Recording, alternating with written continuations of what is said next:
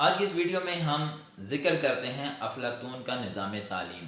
یونانی فلاسفر افلاطون، جس کا زمانہ وفات حضرت عیسیٰ علیہ السلام کی وفات سے 347 سال پہلے کا زمانہ ہے، اس نے ایک مخصوص نظام تعلیم دیا۔ افلاطون کا نظام تعلیم اس کے نظام حکمرانی کے ساتھ منسلک ہے۔ کیسے؟ آپ یہ نقطہ ویڈیو کے آخر میں جانیں گے۔ اب ہم دیکھتے ہیں افلاطون کا نظام تعلیم کیا تھا۔ افلاطون کے ہاں یہ نظریہ پایا جاتا ہے کہ تعلیم ہر ایک کا بنیادی حق ہے، اس میں مرد و زن کی کوئی تفریق نہیں ہے، بلکہ کسی پہلو میں بھی مرد و زن کی کوئی تفریق نہیں ہے۔ افلاطون وہ پہلا فلاسفر اور پہلا ایسا شخص گزرا ہے جس نے تاریخ میں پہلی دفعہ مرد و زن کی مساوات کی بات کی۔ آئیے دیکھتے ہیں افلاطون کا نظام تعلیم کیا تھا۔ افلاطون بنیادی طور پر یہ بات کہتا ہے کہ تعلیم ہر ایک کا حق ہے اور تعلیم دینا حکومت کی ذمہ داری ہے۔ کوئی بھی پرائیویٹ انسٹیٹیوشن یا نجی ادارے کا قیام عمل میں نہیں ہوگا۔ جتنے بھی ادارے ہوں گے وہ سارے سرکار کے ماتحت ہوں گے اور حکومت کا یہ کام ہے کہ وہ اپنے شہریوں کی تعلیم کا بندوبست کرے۔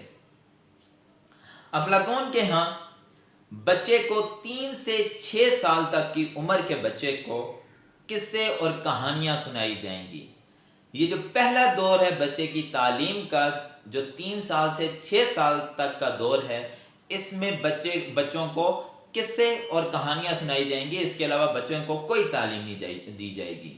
اور ایجوکیشنسٹ کے ہاں یہ تصور بھی پایا جاتا ہے کہ چھوٹے بچوں کو بیڈ ٹائم سٹوریز یا قصے کہانیاں سنائی جائیں تاکہ اس سے ان کی سوچنے کی جو حس ہے وہ بیدار ہو سکے۔ افلاطون کا جو نظام تعلیم کا دوسرا مرحلہ ہے وہ 7 سے 10 سال تک ہے، اور اس میں بچے کو کھیلنے کودنے میں شامل کرنا چاہیے۔ فزیکل ایکٹیویٹیز بچہ مشغول رہے، بچہ سپورٹس کرے، بچہ کھیلے، بچہ مختلف گیمز میں پارٹیسپیشن کرے۔ یہ دوسرا مرحلہ تھا۔ افلاطون کے نظام تعلیم میں تیسرا مرحلہ 10 سے 13 سال تک کا ہے۔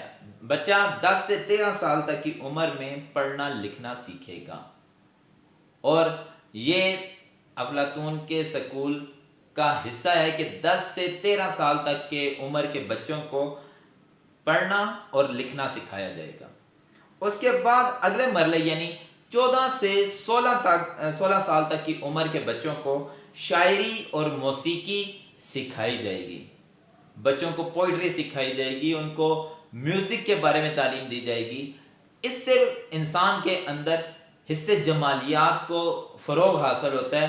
انسان کے اندر حس جمالیات، اس کا ذوق حسن، اس کو چیزوں کے بارے میں اس کی جمالیاتی حس، اس کی آپ اگر آسان لفظوں میں کہوں اس کی خوبصورتی تلاش کرنے کی جو حس ہے اس کو فروغ ملے گا۔ انسانوں کے مزاج کے اندر ایک خوش رنگ مزاج پیدا ہوتا ہے، کھردرا پن اور بے رخی نہیں آتی۔ تو یہ افلاطون یہ بات کہتا ہے کہ 14 سال سے 16 سال تک کی عمر تک کے بچوں کو موسیقی اور شاعری سکھائی جائے گی، تاکہ یونان کے جو شہری ہیں ان کے مزاج کھردرے نہ ہوں، ان میں بے رخی نہ آئے، وہ بد اخلاق نہ ہوں، بلکہ ان کے مزاج کے اندر صبر آئے، ان کے مزاج کے اندر خوش رنگی آئے۔ تو افلاطون یہ چیز تجویز کرتا ہے کہ 14 سال سے 16 سال تک کی عمر کے بچوں کو شاعری اور موسیقی سکھائی جائے۔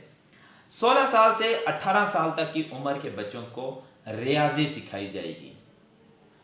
18 سال سے 20 سال تک کے عمر کے نوجوان لڑکوں کو فوجی تربیت دی جائے گی، یعنی آرمی ٹریننگ دی جائے گی۔ 20 سال تک جب کوئی تعلیم حاصل کر لے گا، جو بھی ایک پود 20 سال تک تعلیم حاصل کرے گی، ان کا ایک ٹیسٹ ہوگا، ایک جامع امتحان ہوگا۔ جو اس ٹیسٹ میں فیل ہو جائیں گے وہ ان کا پڑھائی سے کوئی تعلق نہیں ہوگا، وہ جا کر کام کریں، وہ ورکر بنیں، وہ بزنس مین بنیں، کاروباری شخصیت بنیں، کلرکس بنیں، کسان بنیں، وہ مختلف پیشے اپنائیں، ان کا آگے پڑھائی سے کوئی تعلق نہیں ہوگا۔ لیکن جو لوگ پاس کر جائیں گے اس ٹیسٹ کو، وہ ان کا 20 سال سے 30 سال تک تعلیمی دورانیہ شروع ہوتا ہے۔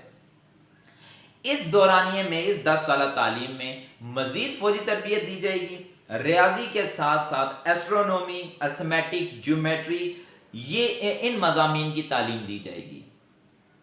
30 سال کی تعلیم حاصل کرنے کے بعد، 30 سال کی عمر کے بعد اور اس مرحلے کو عبور کرنے کے بعد ایک اور جامع ٹیسٹ ہوگا، ایک اور کمپریہنسو ٹیسٹ لیا جائے گا، اور جو لوگ اس ٹیسٹ میں فیل ہو جائیں گے وہ فوجی نظام سنبھالیں گے، وہ جنگجو ہوں گے، وہ فوجی قیادت سنبھالیں گے، یہ لوگ فوج میں جائیں گے۔ 30 سے، اور جو لوگ پاس ہو جائیں گے ان کو مزید تعلیم دی جائے گی اور اگلے 5 سال تک کی تعلیم دی جائے گی۔ 30 سے 35 سال تک مزید تعلیم دی جائے گی 5 سال کی، اور اس میں فلسفہ اور منطق سکھائی جائے گی۔ جو لوگ اس ٹیسٹ کو کامیاب کر جائیں گے وہ فلاسفرز کہلائیں گے، وہ فلسفی ہوں گے اور یہی حکمران بننے کے اہل ہوں گے۔